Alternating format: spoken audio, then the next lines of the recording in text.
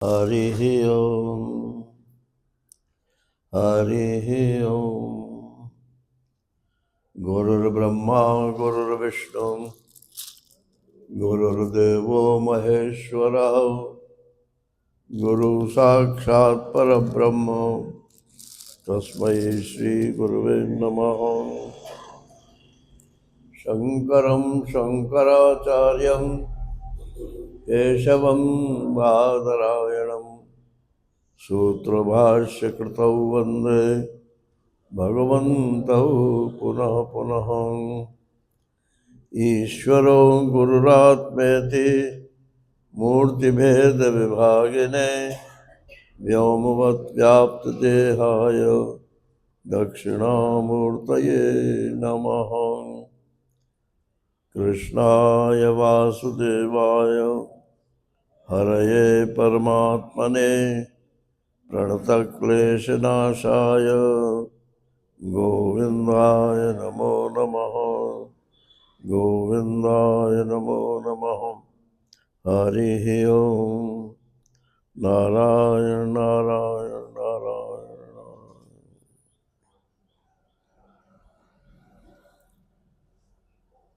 ये 14वां श्लोक है आज।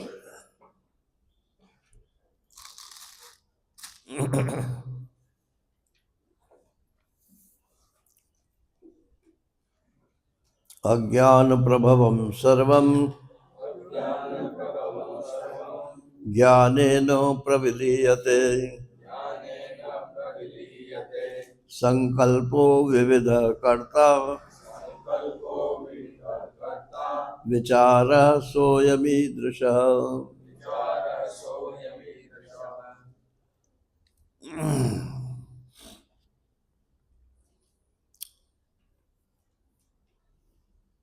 अज्ञान प्रभवम सर्वम, ये संसार जो है इसमें सब वस्तुएं अज्ञान से उत्पन्न होती है।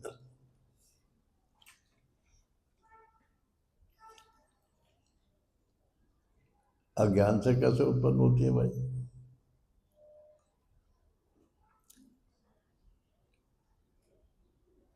फूल है,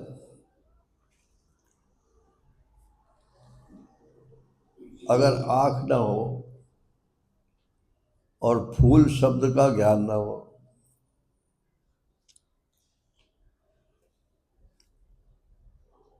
तो कोई कहे यहाँ फूल है तो कुछ ज्ञान होगा क्या आपको?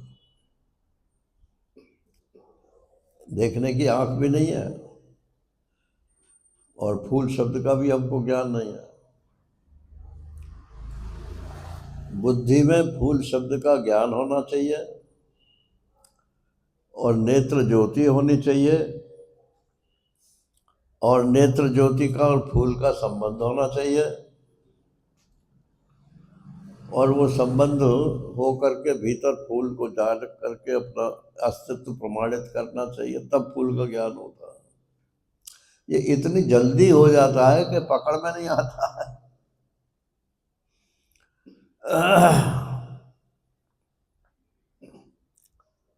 तो फूल की उत्पत्ति कैसे हुई? उत्पत्ति माने इसका माँ बाप कौन है? तो इसके माँ बाप अज्ञान है। हम फूल को नहीं जानते, यही इसकी पूर्वावस्था है। और फिर फूल को फूल जान गए, ये संतान की उत्पत्ति हो गई।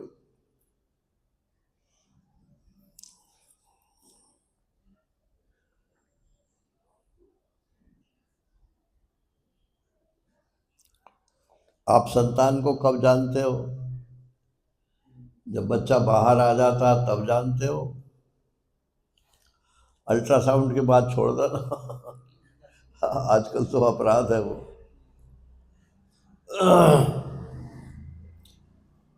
अरे दूसरे महीने में तो पता चलता है कि मेरे को गर्भ हुआ है, पहले महीने में तो पता भी नहीं चलता, जबकि गर्भाधान तो उसी समय हो जाता है। नारायण। तो पहले संतान का अज्ञान था, फिर जब वो बाहर आ जाता है तब उसका ज्ञान होता है। लड़का है कि लड़की है, कि गोरा है कि काला है कि कैसा है, ये सब बुद्धि और आँख मिल करके ये ज्ञान होता है। तो बच्चे की उत्पत्ति किससे हुई? ज्ञान से हुई कि अज्ञान से हुई? बोले बच्चे का शरीर और ये बच्चा लड़का है कि लड़की है, ये ज्ञान तो उत्पन्न हुआ अज्ञान से। और शरीर की उत्पत्ति तो पंचभूतों से हुई, तो पंचभूत तो पहले भी थे, तो पंचभूत पहले भी थे, अब भी हैं, सिर्फ उनका स्वरूप बदला।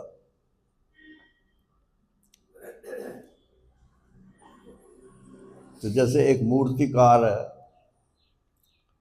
पत्थर में वो मूर्ति बनाता है, तो इधर टाकी मारी, इधर टाकी मारी, इधर टाकी मारी, ये कान बन गया, ये आंख बन गई, ये नाक बन गया।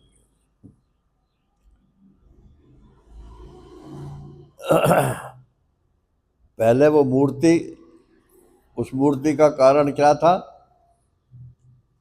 अज्ञान। और जब वो मूर्ति बन गई तब उसका हुआ ज्ञान।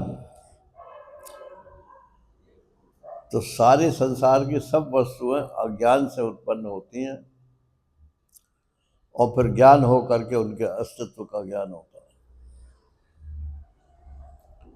तो अज्ञान प्रभवम सर्वम, इतना फिलोसफिकल बात है, व्यावहारिक बात तो यही है, अरे दिख रहा है बस, यही उत्पत्ति हो गई।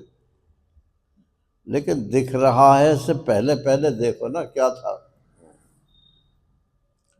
तो पहले तो कुछ नहीं था। भाव से भाव की उत्पत्ति होती है कि अभाव से भाव की उत्पत्ति होती है?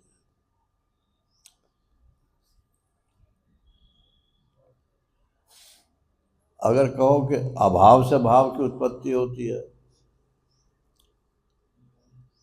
तो उत्पत्ति क्या हुई? अभाव माने भाव का न होना। तो भाव तो आपने पहले ही मान लिया ना। सिर्फ टाइम में आपने कहा कि ये नहीं था। ये पुस्तक नहीं थी, तो पुस्तक तो आपने मान ही ली ना पहले। तो भाव का अभाव नहीं होता, पहले भाव का अभाव मानना पड़ेगा, तब भाव अभाव से भाव की उत्पत्ति हो। न यहाँ थी न वहाँ थी, एक साथ पुस्तक सामने आ गई, यही भाव है। किसी वस्तु का ज्ञान होना यही उसकी उत्पत्ति है, और उसका ज्ञान न होना यही उसका मरण, मृत्यु है। कहाँ गए आपके दादा दादा? बोले पता नहीं, माने अज्ञान में समा गए। पहले कहाँ थे कि पता नहीं। तो अज्ञान से आए थे और अज्ञान में ही चले गए।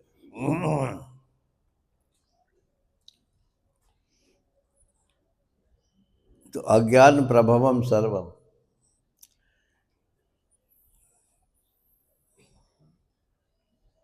गीता जी का क्या श्लोक है वो? हाँ? नहीं, वो तो है ही।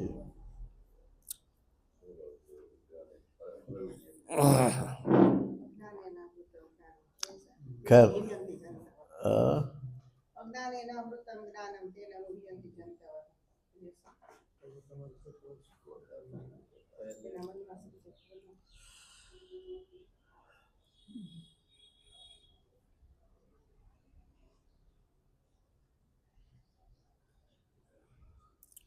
कल जब याद आ जाएगी तो न दूसरा श्लोक है। और ज्ञानेन प्रविलीयते,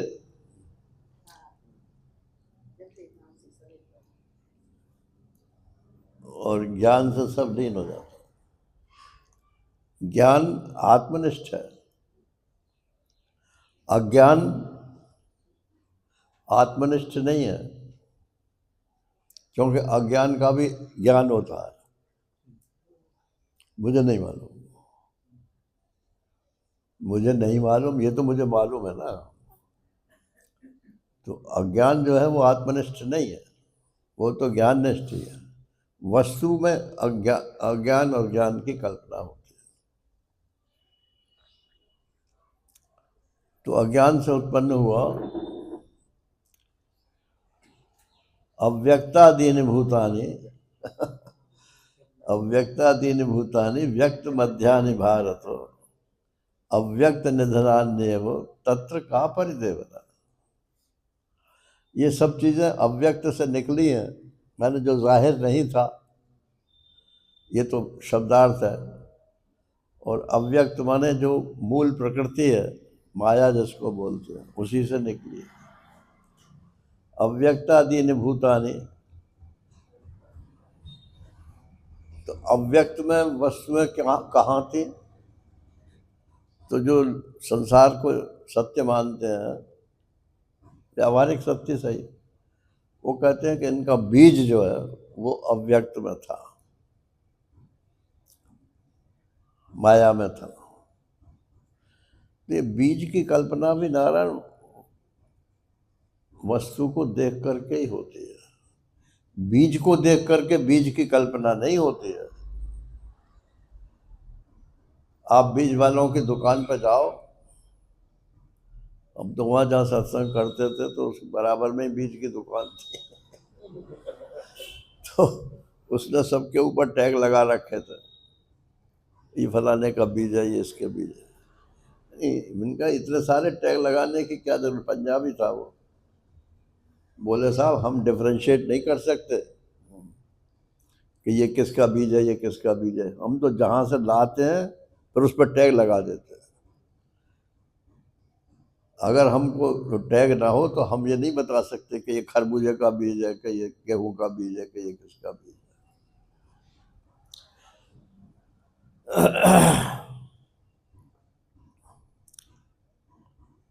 तो अव्यक्तादीनि भूतानि, सारे सारे भूत प्राणी जो है वो अव्यक्त से निकले हैं, बीज से निकले हैं अथवा अज्ञान से निकले हैं।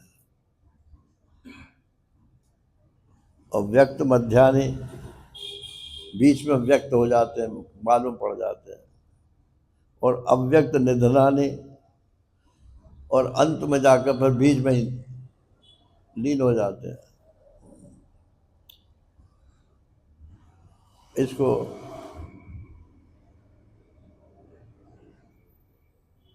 एक लेख था, सेल्फ कल्चर उसका नाम था, उसका लेखक भी मुझे याद है अभी, सैमुअल स्माइल्स उसका लेखक था, हमारे कोर्स में थी मतलब। तो वो लिखता है कि मैं कमरे में बैठा हुआ था, इतने में बिजली चली गई, बाहर भी बिजली चली गई, भीतर भी बिजली चली गई, और कड़ाके बादल गरज रहा था, अंधेरा हो गया। तो घर में इन्वर्टर होगा तो कमरे में तो बिजली आ गई। तो जो खिड़की थी उसमें से एक पक्षी जो है फड़फड़ाता हुआ भीतर आया। कहाँ से आया? बाहर से आया। बाहर तो अंधेरा था, तो कहाँ से आया कुछ पता नहीं। और आकर के कमरे में उजाला था, तो कमरे के उसने 2-4 चक्कर मारे और फिर सामने वाली दूसरी खिड़की से फिर बाहर निकल के कहाँ गया वो? बाहर भी अंधेरा है और पहले भी अंधेरा, अंधेरे से आए थे और अंधेरे में चले गए। तो वो सैमुअल स्माइल्स कहता है कि बस यही आदमी की नियति है, कहाँ से आया था कुछ पता नहीं, और कहाँ जाकर के लीन होगा कुछ पता नहीं, कहाँ जाए। वर्तमान में हम दिखाई पड़ते हैं, इसमें चाहे आप सुखी हो चाहे दुखी हो, ये आपकी इच्छा के ऊपर है। आप इसमें तत्वज्ञानी भी हो सकते हैं और मूर्ख भी हो सकते हैं, सुखी भी हो सकते हैं, दुखी भी हो सकते हैं, अमर भी हो सकते हैं और मर्तशील भी हो सकते हैं। ये सब भाव है, बुद्धि के भाव है।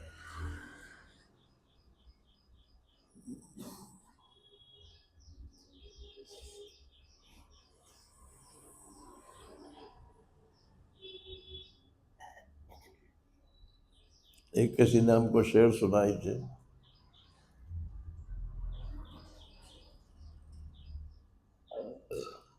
मौत से मैं डरता नहीं हूं।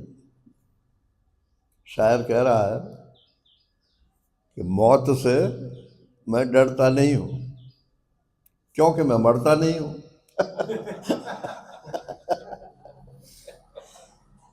मौत से मैं डरता नहीं हूं क्योंकि मैं मरता नहीं हूं, और खुदा से मैं डरता नहीं हूं, मेरे अमाल अच्छे हैं, माई कंडक्ट इज वेरी गुड। तुम मुझे नरक में क्यों डालेगा?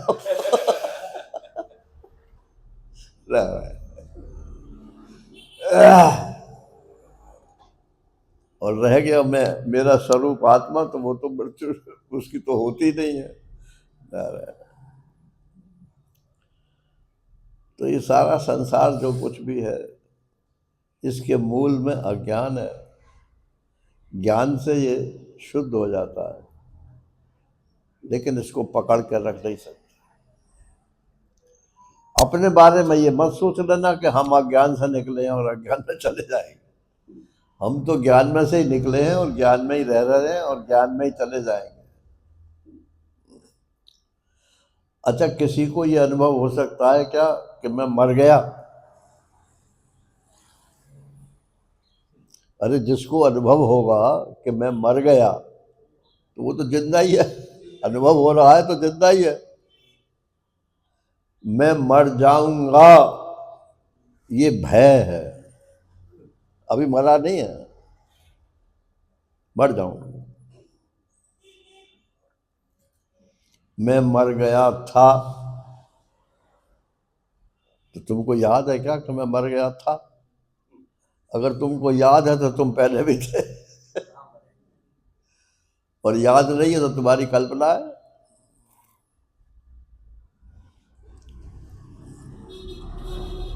एक अज्ञान का अर्थ होता है कुछ न जानना, और एक अज्ञान का अर्थ होता, आकार जो इसमें लगा हुआ है प्रीफिक्स, एक उसका अर्थ होता है अल्प। अल्प ज्ञान को भी अज्ञान बोलते हैं। मतलब जानता तो हूं लेकिन पूरा पूरा नहीं जानता हूं, उसको अल्प ज्ञान बोलते हैं। बिल्कुल भी नहीं जानता हूं तो वो निषेध के अर्थ में है। तो ज्ञान का कभी कंप्लीटली निषेध नहीं होता है, थोड़ा बहुत तो उसके बारे में सब जानते हैं। तो मुझे आत्मा का अज्ञान है कि मुझे आत्मा का अल्प ज्ञान है। मैं अपने को थोड़ा थोड़ा जानता हूं कि पूरा पूरा जानता हूं, या बिल्कुल नहीं जानता हूं? बिल्कुल नहीं जानता हूं ये तो है नहीं, क्योंकि सब कहते हैं मैं हूं मैं हूं मैं हूं। तो थोड़ा थोड़ा तो जानता हूं। तुम आत्मा ब्रह्म हो ना, ये मैं नहीं जानता, तो अज्ञान भी है वहाँ। आ माने नहीं, ज्ञान का अभाव। बोले ब्रह्म तो मैं नहीं हूं मगर जीव तो मैं हूं। तो ये क्या है? ये अल्प ज्ञान है।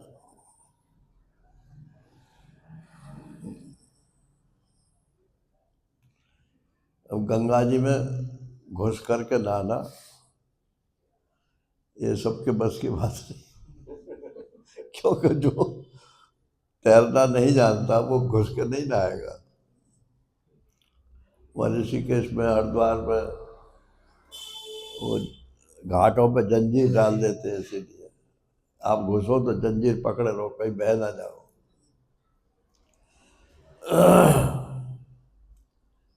ये प्राण जो है ना, यही जंजीर है। इसी जंजीर को पकड़े रहते हैं और डुबकी लगाते रहते हैं। तो कभी ज्ञान में आ जाते हैं, कभी अज्ञान में आ जाते हैं, कभी अल्प ज्ञान में आ जाते हैं। और जो तैराक है वो जंजीर की परवाह नहीं करता।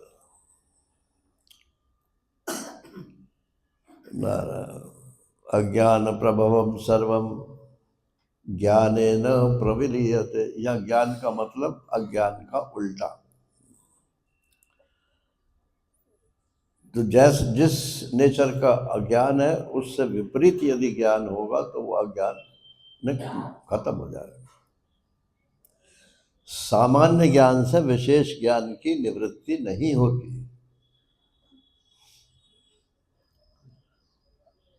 अभी जो आप प्रश्न पूछ रहे थे ना,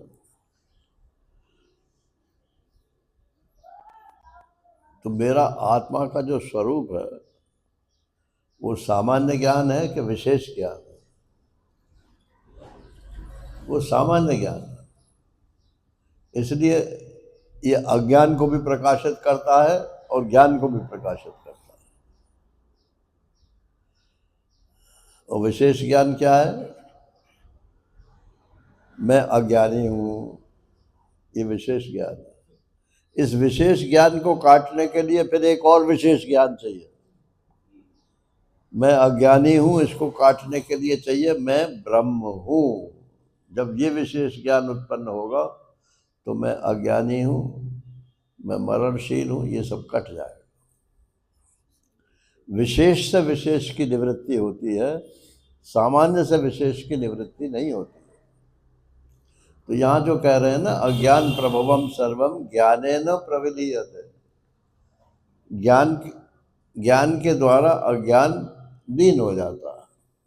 तो विशेष ज्ञान के द्वारा विशेष अज्ञान समाप्त हो जाता है और विशेष ज्ञान से ही फिर ज्ञान का अज्ञान जो है वो सामान्य अवस्था में पहुंच जाता है। कितना भी बड़ा ब्रह्मज्ञानी हो, ब्रह्म के बारे में तो ये तो कह सकता है कि ये भी ब्रह्म है, ये भी ब्रह्म है, ये भी ब्रह्म है, लेकिन साइंस वालों की तरह से वो ये नहीं बता सकता है कि कौन कौन सा इसमें एलिमेंट है और कैसे बना, और ये वो ये नहीं बता सकता, क्योंकि वो विशेष ज्ञान है। तो विशेष ज्ञान अलग होता है और ज्ञान और सामान्य ज्ञान अलग होता है। संकल्पो विविध कर्ता, ज्ञान से जो चीज होती है उसमें कोई कर्ता नहीं होता। जैसे मेरी आंख बंद है, आंख खुली, फूल दिख गया, मैंने कर्म किया क्या? कुछ फूल देखने के लिए कर्म किया क्या? जादूगर तो कहता है अपनी आंखें बंद करो, कर ले। अब जब मैं कहूं तब आंख खोलना, आपको कबूतर दिखेगा। अब इसको बोलते हैं नारायण ऑटो सजेशन, माने उसने आपकी बुद्धि में कबूतर डाल दिया। अब आंख खोली तो कबूतर दिखने लगा। तो वो जो कबूतर दिख रहा है वो किसने बनाया? वो किसी ने नहीं बनाया, वो अज्ञान है। अज्ञान प्रभवम सर्वम। इस पे महाराजा श्री ने एक दृष्टांत सुनाया था कि एक कोई जादूगर आया कि महाराज श्री ने तो सुनाया था और हमारे साथ तो घटी थी, तो हम दोनों को मिला देते। उस समय मैं कॉलेज में यूनियन का इंचार्ज था, तो एक जादूगर आया, उसने कहा मैं जादू दिखाऊंगा, आप सब स्टूडेंट्स को इकट्ठा करो। खैर वो उस दिन फ्राइडे था, लॉन्ग इंटरवल होता था, तो उसमें सब इकट्ठे हो गए। तो बोले कि मेरे को बोरे में बंद कर दो और बोरे को रस्सी से बांध दो, और आपके यहाँ जो भी तगड़े तगड़े लड़के हों वो चारों तरफ से उस रस्सी को खींचे, और मैं जो है बोरे में से निकल जाऊंगा। और मेरे से बोला कि यहाँ कुछ रख दो। मैंने कहा मेरे पास कुछ नहीं है। अरे क्या रुमाल तो है आपका? उस समय मैं अंगूठी भी पहनता था। बोले आप अपने अंगूठी और रुमाल रख दो, मैं बोरे में से निकलूंगा, आपकी अंगूठी रुमाल लेके चला जाऊंगा। अब मेरा दिल तो जो मान लो वास्तव में ले गया और फिर नहीं लौटाया उसने, मेरी तो हानि हो जाएगी। खैर में रख दिया था। और लड़के जो है खींच रहे हैं उसके बोरे को। सबने देखा, मैंने भी देखा कि वो जादूगर उसमें से निकला बोरे में। पहले बोरा हिला और हिल करके फिर उसमें से वो निकला और निकल के मेरे पास आया और वो रुमाल और अंगूठी लेकर फिर उस बोरे में प्रविष्ट हो।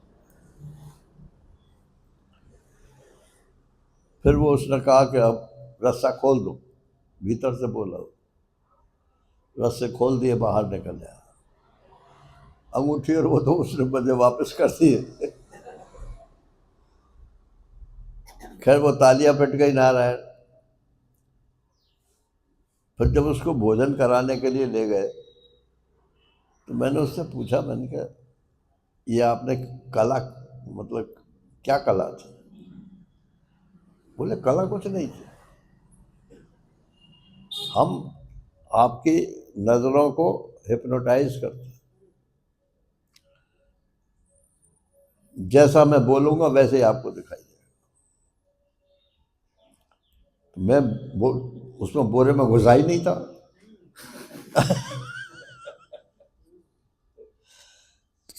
और ना मैं बोरे में से निकला। वो जैसे जैसे मैंने बोला था वैसे वैसे आपने स्वीकार कर लिया। इसकी क्योंकि हमको प्रैक्टिस करनी पड़ती है। वो पीसी सरकार का चेला कभी रहा था वो। जादूगर पीसी सरकार प्रसिद्ध रहा है।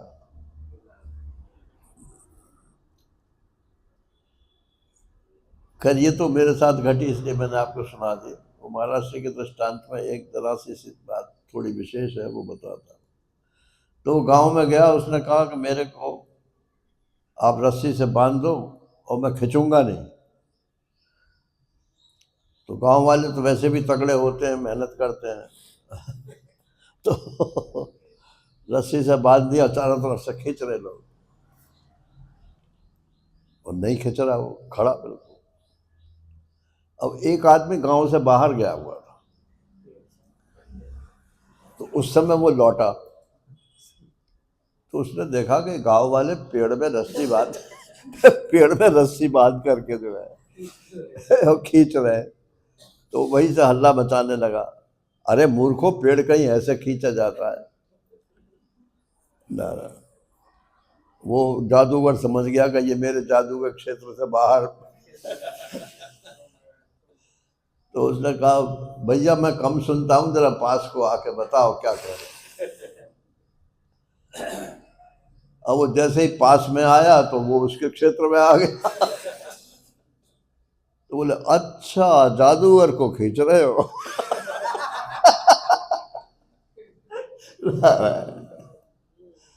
अरे हम लोगों का यही तो हाल है। सारी दुनिया एक ही सुर में बोल रही है और ये नहीं मालूम कि सबके ऊपर जादू हिप्नोटिज्म चल रहा है। अब इसमें से कोई एक निकल जाता है तो उसके पीछे और पड़ जाते हैं, कहीं क्यों निकल गया इस गोल से।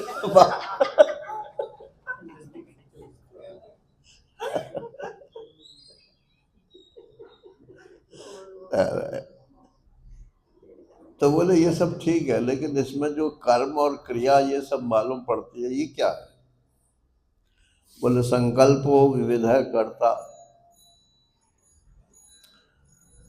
ये चित्त में जो संस्कार है, कहाँ से आए संस्कार? बोले जन्म जन्मांतरों से जो भी हम कुछ करते हैं, मैं ये करता हूँ, मैं ये भोगता हूँ, ये आप मत समझो कि वो बेकार होता है।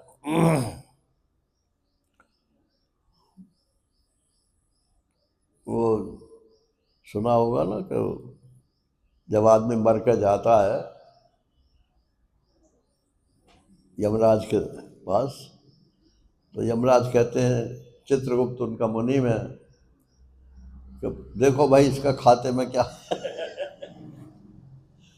तो वो अपना भाई खाता खोलता है, बोले इसने ये किया, इसने ये किया, इसने ये किया।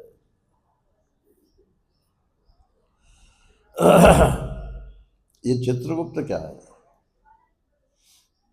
ये चित्रगुप्त नहीं है, you are under the supervision of CC camera.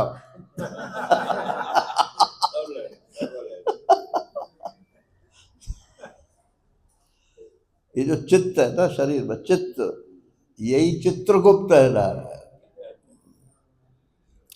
आप कुछ भी सोचो, कुछ भी करो, तुरंत उसमें अंकित हो जाता है, और मरने के बाद यही खुलता है। बोले इसने ये हत्या करी है, बोले नहीं मैंने नहीं करी। बोले लिखा हुआ है इसमें कि मैं,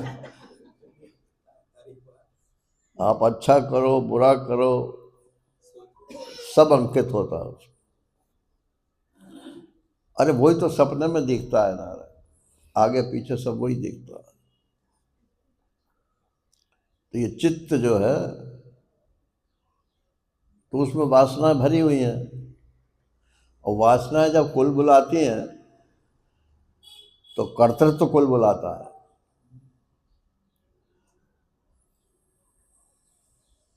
मन में मान लो मिठाई खाने की इच्छा हुई और जेब में पैसा भी है, तो तुरंत हाथ जेब में जाएगा कि नहीं जाएगा? और पैरों से कहे चलो हलवाई की दुकान पे, पैर हलवाई की दुकान पे ले जाए।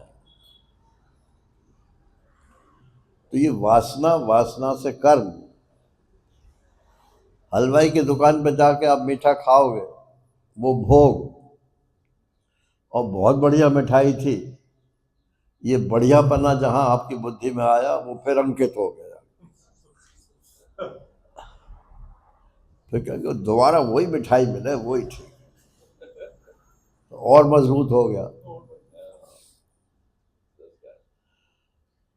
यही दुनिया है नारायण। तो संकल्पो विविध करता, ये उसमें से वासनाएं विविध रूप से निकलती रहती हैं, और फिर ये मैं करूं और ये मैं भोगूं, ये संकल्प जो होते हैं, बस यही यही करतापना है और कुछ नहीं। उस संकल्प से ही करता हो जाता है, उस संकल्प से ही भोगता हो जाता है। आत्मा न करता है और न भोगता है, आत्मा तो देखता रहता है।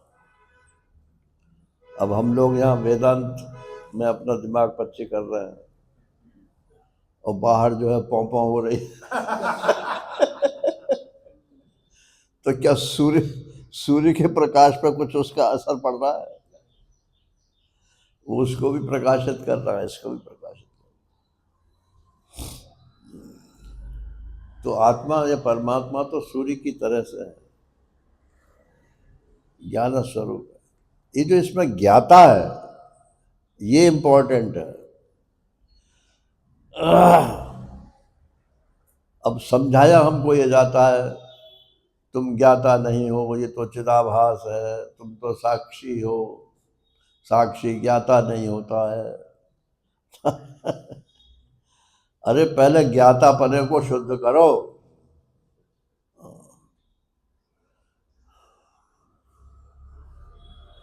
मुझे वेदांत चाहिए, मुझे गीता चाहिए, मुझे भगवान चाहिए, मुझे संसार नहीं चाहिए,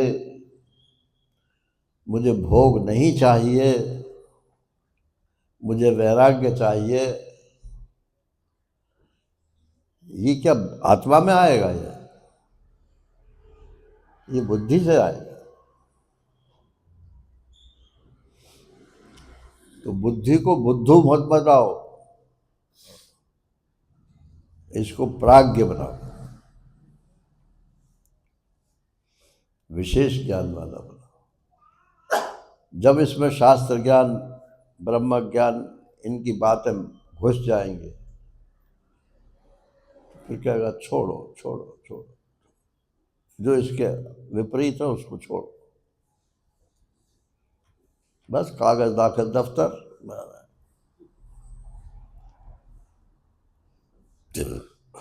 इतनी उर्दू तो समझते होंगे आप। कागज दाखिल दफ्तर। संकल्पो विविध कर्ता विचार सोयमी दृशा। मतलब बताना ये चाह रहे हैं कि तुम स्वरूप से कर्ता भोगता नहीं हो। ये जो मन में वासनाएं आती हैं, उनके साथ पहला जो आपने कर्म किया है और भोगा है, वो कर्तापन भोक्तापन का संस्कार भी साथ में आता है। उसी से यहाँ पर फिर आप दोबारा कर्म करते हो, भोग करते हो।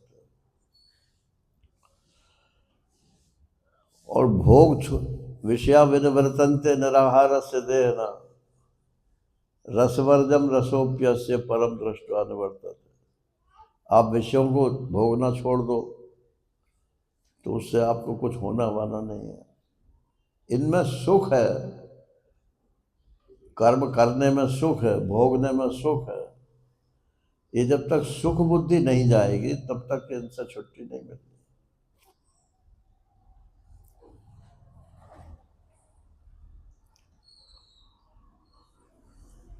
भोजन में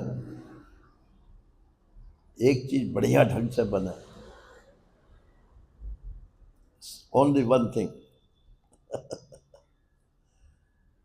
और 10 चीजें बनाओ, वो बनाने का तरीका ही नहीं मालूम। तो 10 चीजों से पेट में बोझ तो बढ़ जाए, लेकिन तृप्ति नहीं होगी।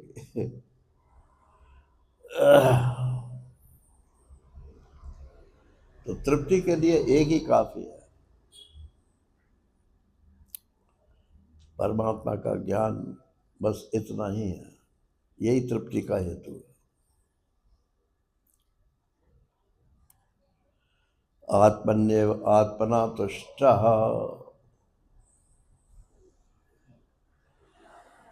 आत्मा के द्वारा आत्मा में संतुष्ट रहता।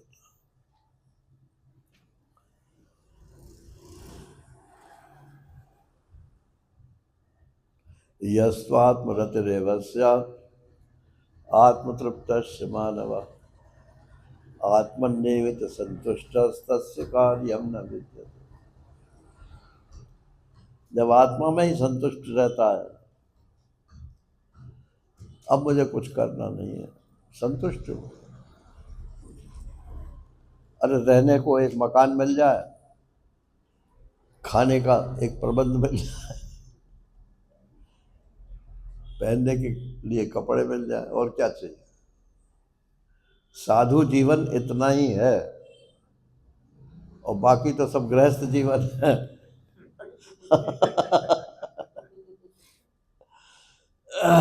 तो आप घर में रहो, गृहस्थ में रहो, और बाल बच्चों को जो है खूब खाने पीने दो, लेकिन खुद साधु बनकर। हमें अपने लिए नहीं चाहिए।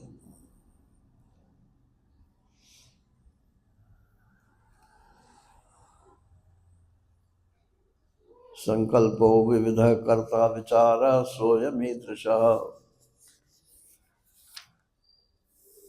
एतयोर यद उपादानम एकम सूक्ष्मं सदव्ययम् यथैव मृद घटादीनां विचार सोयमीदृशः।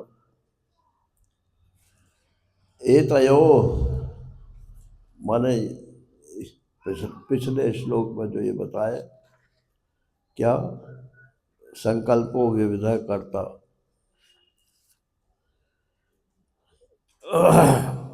अज्ञान और संकल्प, इनका उपादान क्या है? बोले इनका उपादान एक ही है। संकल्प का उपादान क्या है? माने किस मिट्टी का संकल्प बना हुआ है?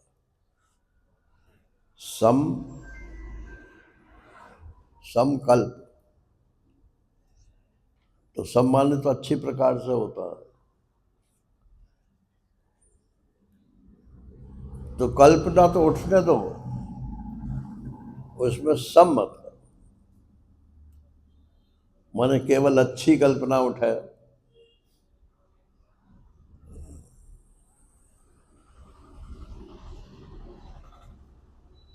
उन्होंने बुरी कल्पना ना उठे, अच्छी कल्प, ये संभव नहीं है। ऐसा कोई शरीर नहीं है जिसमें अच्छा और बुरा कुछ दोनों चीजें ना हो। संख्या का तो फर्क पड़ता है।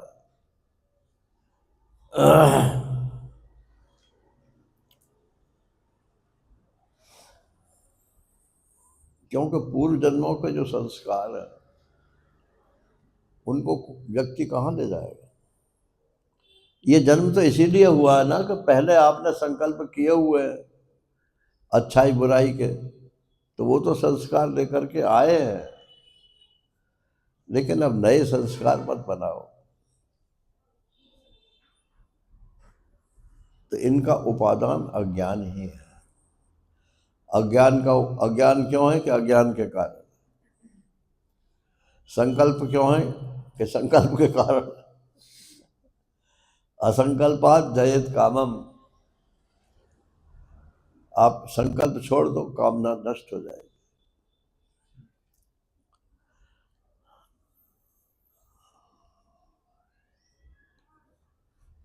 ये तो मन में आता है कि ये कर ले, ये खा ले, ये पी ले, और फिर वैसा कर लेते हैं तो और दृढ़ हो जाता है। और संकल्प उठे और उठना तो पूरी मत करो, तो नष्ट हो जाएगी। तो इनका उपादान एक ही है, अज्ञान है। और अज्ञान माने अपने स्वरूप को ना जानना, अपने स्वरूप को थोड़ा जानना ये नहीं, अपने स्वरूप को सच्चिदानंद ब्रह्म आत्मा नहीं जानना। सूक्ष्मम, वो जो उपादान है, अब कहते हैं ब्रह्म तो किसी का ना उपादान बन सकता है, लेकिन अभिन्न निमित्त उपादान कारण बोलते हैं ना। ब्रह्म सभी संप्रदायों में जगत का, संसार का निमित्त कारण भी है और उपादान कारण। वही बनाने वाला है और वही बन गया है। कुम्हार भी वही है और मिट्टी भी वही है। तो जो कुछ बना है वो भी तो फिर वही है ना। वासुदेव सर्वम, जब ये शास्त्र बोलते हैं, ब्रह्मैवेदम सर्वम, जब ये शास्त्र बोलते हैं सब ब्रह्म ही है, सब वासुदेव ही है,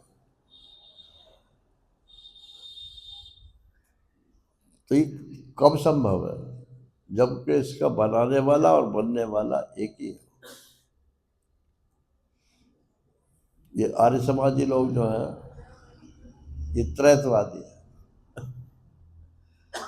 तो ये बनाने वाले को अलग मानते हैं, ईश्वर को अलग मानते हैं, और प्रकृति बनने वाले को मानते हैं। इसलिए उनके लिए संसार अलग से सत्य है, और इसमें से फिर अच्छा बुरा सब कुछ स्वीकार करते। और जो भक्ति दर्शन है उसमें बनने वाला और बनाने वाला और बनने वाला दोनों एक ही है, ईश्वर ही है। इसलिए सब ईश्वर रूप है, वहाँ पाप पुण्य के लिए कोई जगह नहीं है। और वेदांत में अगर मानते हो कि संसार है, मेरे शब्दों पर ध्यान देना, अगर मानते हो तो अगर मानते हो कि संसार है तो ब्रह्म ही है, ब्रह्म ही अपने आप को इन स्वरूपों में प्रकट कर रहा है। और अगर ये मानते हो कि ब्रह्म के अलावा और कुछ है ही नहीं, संसार नहीं है, ब्रह्म ही ब्रह्म है, तुम्हारा ना कोई बनाने वाला है, ना बनने वाला है, न तुम हो, न वह है, न ये है, न वो है, एक अखंड सत्ता है। ये तो हम जहाँ बैठ कर के सोचते हैं, वहाँ से आनंदमयी माँ जो है ना, तो उनसे कोई प्रश्न करता था तो उन सब प्रश्नों का उनका उत्तर एक ही था, वो किसी को काटती नहीं थी और सबको पिताजी बोलते थे। हाँ, बोले हाँ पिताजी, जहाँ आप बैठ कर के बोल रहे हैं वहाँ से ऐसा ही है।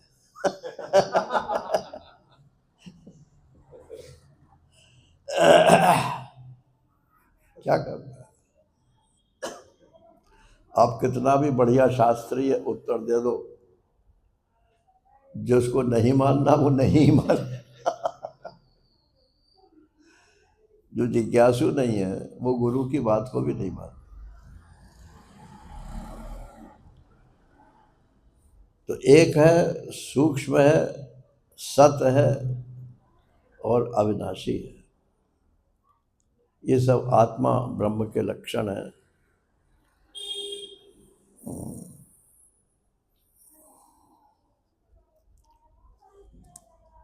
विचार स्वयं, ये विचार के लिए बात बता रहा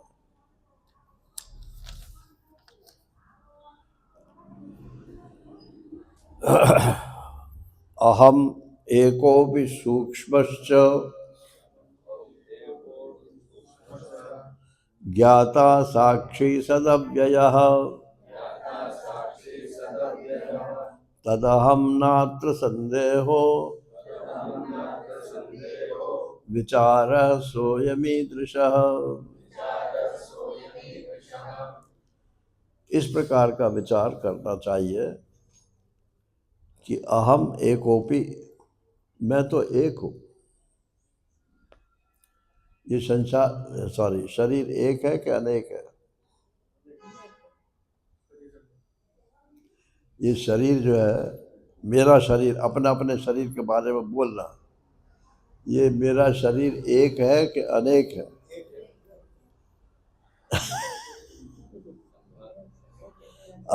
अगर एक है तो मानसिक का लो थोड़ा होगा। अरे इसमें हाथ है, पैर है, मुंह है, तो ये, और इसमें एकता जो है ये मान्यता है। मैं ये सब मान लो 10 चीजों का बना हुआ है, पंचभूत भी इसमें एक है लेकिन 5 हैं वो भी। और पंचभूत किससे बने हुए हैं? पंच तन मात्राओं से बने हुए हैं, वहां भी 5 हैं। वो पंच तन मात्रा किससे बने हुए हैं? वो अहंकार तत्व से बने हुए हैं। अहंकार तो एक ही है। फिर वो अहंकार का उद्गम मूल क्या है? बोले वो बुद्धि है, हिरण्यगर्भ जिसको बोलते हैं। क्या बोलते हैं? महतत्व। और महतत्व का मूल क्या है? बोले अव्यक्त माया। बोले उसका मूल क्या है? ब्रह्म, ईश्वर नहीं, ब्रह्म। तो एक मेवा द्वितीय। तो ये जान जाओ तो ये सब ब्रह्म है। ये भी ब्रह्म है, ये भी ब्रह्म है। अच्छा, मैं भी ब्रह्म हूँ, आप भी ब्रह्म हो,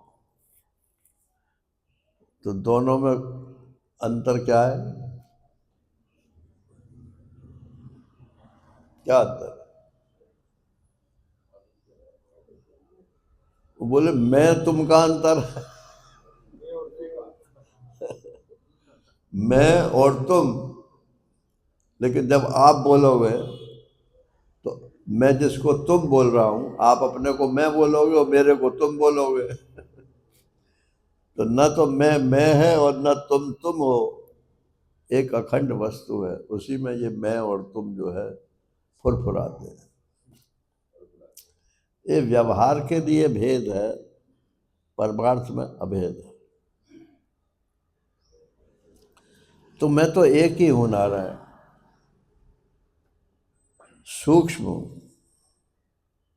और ज्ञाता हूं। ज्ञाता हूं कि ज्ञान हूं? देखो, एक तो है ज्ञान, एक है ज्ञाता और एक है विज्ञाता। ये बुद्धि जो है ये तो विज्ञाता है, विज्ञात्री। और ये जो अहंकार है ना इसमें, वो ज्ञाता बनता है। बुद्धि के धर्मों को अपने में स्वीकार करके ज्ञाता बनता है। और जो साक्षी आत्मा है वो ना ज्ञाता है ना विज्ञाता है, वो ज्ञाता का भी प्रकाशक है और विज्ञाता का भी प्रकाशक। उसी के प्रकाश में दोनों खेलते हैं।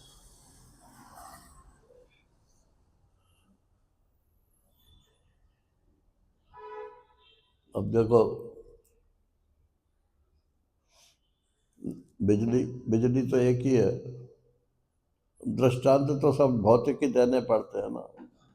बिजली तो एक ही है, इसमें ये साउंड को बढ़ा रहा है, आवाज को, और ऊपर बल्ब जो है ये अंधेरे को भगा रहा है। तो बिजली अनेक हो गई क्या? शक्ति एक ही है, उसके कार्य अनेक है। और आत्मा जो है उसमें वो शक्ति, न शक्ति है न शक्तिमान है। शक्ति उसमें खेलती है। शक्ति कोई माया बोलते हैं।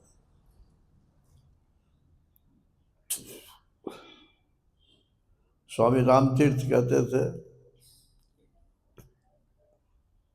कि माया माने या माँ। माया को उलट लो तो या माया या माँ। माँ या तो स्त्रीलिंग में हो गया कि जो, और माँ माने नहीं, जिसकी सत्ता न हो उसी को माया। माया या माँ।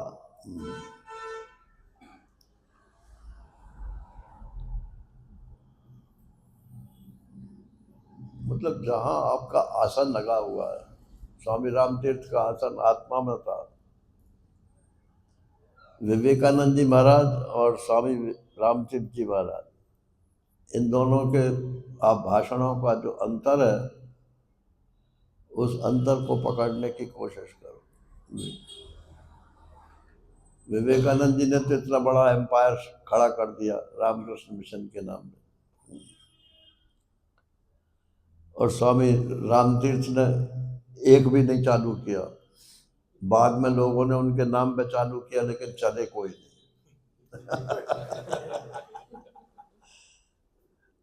क्योंकि ब्रह्म जो है वो क्रियाशील नहीं है, ईश्वर क्रियाशील है, जीव क्रियाशील।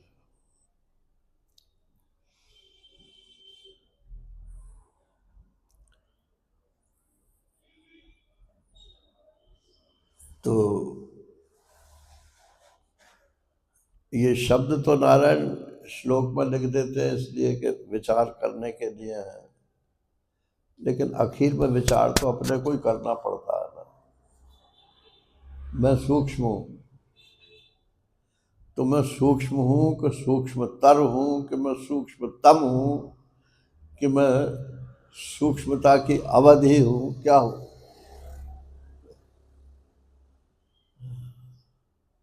तो सूक्ष्म माने जो स्थूल नहीं है, स्थूल माने मोटा मोटी कुछ नहीं है, न उसे हाथ से छू सकते हैं, न आँख से देख सकते हैं। स्थूल ही, स्थूल को ही तो इंद्रियां पकड़ती है ना।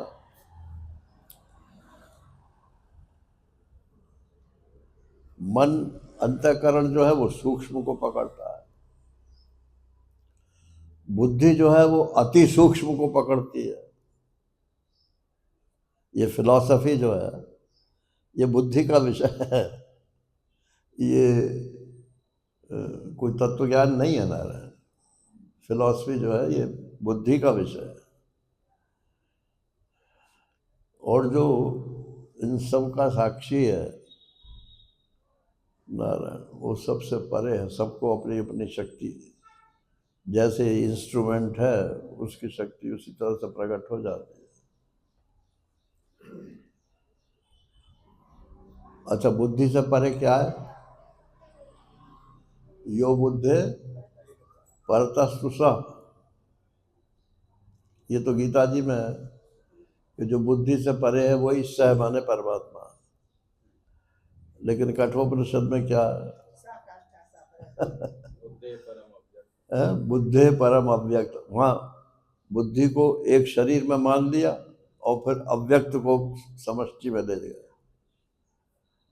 बुद्धे परम अव्यक्तम, अव्यक्तात् पुरुष पर, पुरुषात् न परम किंचित, सा काष्ठा सा परागति। तो परागति तक पहुंचने के लिए ये सब सीढ़ियां बनाई जाती हैं। तो ये विचार है, इस प्रकार करना है कि आप अंतिम सीढ़ी तक पहुंच जाएं। ये आप किताब पढ़ोगे, कोई सी भी पढ़ लो किताब, किताब से नहीं पहुंच सकते जब तक कोई आपको बताएगा नहीं, तब तक आपको ये स्फुरित नहीं हो। और स्फुरित हो भी जाए मान लो, और उसका आप एकांत में बैठ करके पुनः विचार ना करो, तो उसको आप क्रॉस ओवर नहीं कर सकते।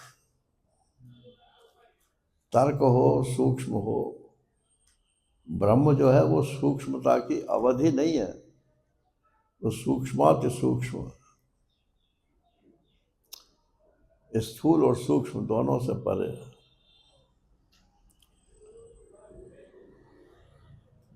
तो वो कहते हैं कि समाधि लगा लो। महर्षि, अपने महर्षि कहते हैं कि सांस रोक कर समाधि लगावे कि विचार समाधि लगावे। विचार समाधि का भी फल वही है जो सांस रोक कर समाधि लगावे। मांडूक्य उपनिषद में जो अंतः प्रज्ञा और क्या नाम है, नहीं, अंतः प्रज्ञा के उसमें कारिका में है,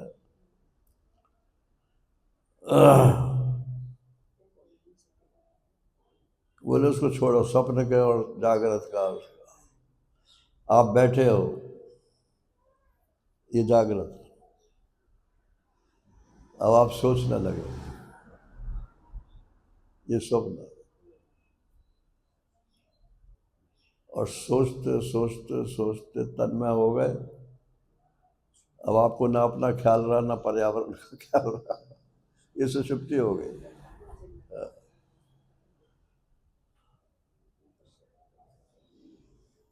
और कुछ पता नहीं रहा तो गिर पड़े, ये सुषुप्ति है। और गिरे नहीं और खो जाए। और जब बाह्य चेतना हो तब ये हो कि हाँ पहुंच, यही तुरीय अवस्था है। ये कोई अवस्था अलग अलग लाने के लिए नहीं है, एक ही जगह चारों अवस्थाएं आ जाती।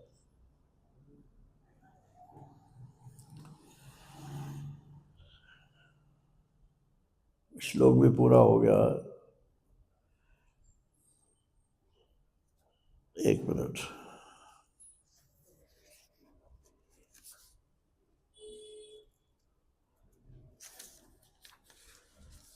हाँ ठीक है।